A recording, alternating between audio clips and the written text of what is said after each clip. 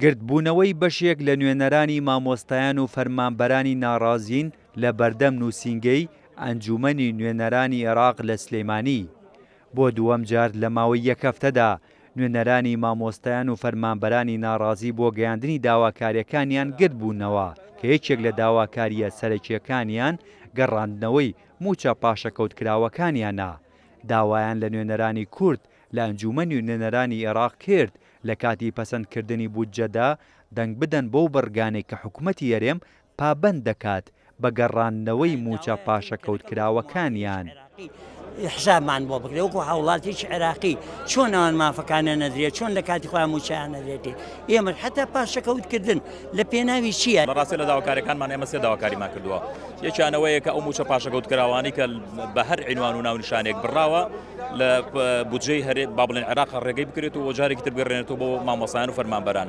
یەکیتر ئەو داواکاریانەوە ئێمە ئەوەیە کە بەڕاستی حکوومەتی عێراقی خۆی موچە دابەش ئەمە تامان هەیە بۆ ئەوان کە ئەوان سەرسەختانە داکۆکی لە موچە خۆرانکەن ئەو بەتابەتی ئەو کتلانەی نوێنەریان هەیە لە ژنەی دارایی. حکوومەتی هەرێمی کوردستان دوای ئەوەی ڕوبەڕووی قەیرانی دارایی بووەوە بەو هۆیەوە 12 موچەی تەواوەتی فەرمانبەرانی نەدا، 34 موچەشی بەڕێژەی جیاجیا بۆ پاشەکەوتکردن، هەروەها بەڕێژەی 121یش موچەی لێبڕین.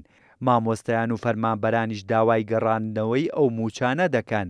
ئەندامێکی ئەنجومەنی نوێنەرانی عێراقیش دەڵێت پشتیوانی لە داواکاری مامۆستایان و فەرمانبەران دەکەن. ئێمە لەگەڵ تەواوی گەڕانەوەی پاشەکەوتی موچەین لەو ساڵانەی ڕابردوو کە حەقێکی فەرمانبەرانە لە گردنی حکوومەتی هەرێمە وەلاژ ناچێ و دەبێت حکوومەتی هەرێم ئەمڕۆ سبەی بیداتەوە. ئەوانەی دەیانەوێت ئەو بڕگە لە ناو یاسای بودجە نەبێ بۆ ئەوەیە کە سبەی نییە حکوومەتی هەرێم نەچوە ژێرباری جێبەجێکردنی یاسای بودجە لە بڕگەی دانەوەی پاشەکەوت لە مەحکەمەی ئیتیحادیش کاتی لێ نەکرێ. گردبوونەوە و ناڕەزایی دەربڕینی نوێنەرانی مامۆستایان و فەرمانبەرانی ناڕازی سلەیمانی لە دوای ئەوە دێت کە بە هەوڵی فراکسیۆنی یەکێتی لیژنەی دارایی لە ئەنجومەنی نوێنەران بڕگەیەکی جێگیر کردووە کە حکوومەتی هەرێم پابەند دەکات بەوەی مانگانە سەدادەی موچەی پاشەکەوتکراوی موچە خۆرانی هەرێم بگەڕێنێتەوە.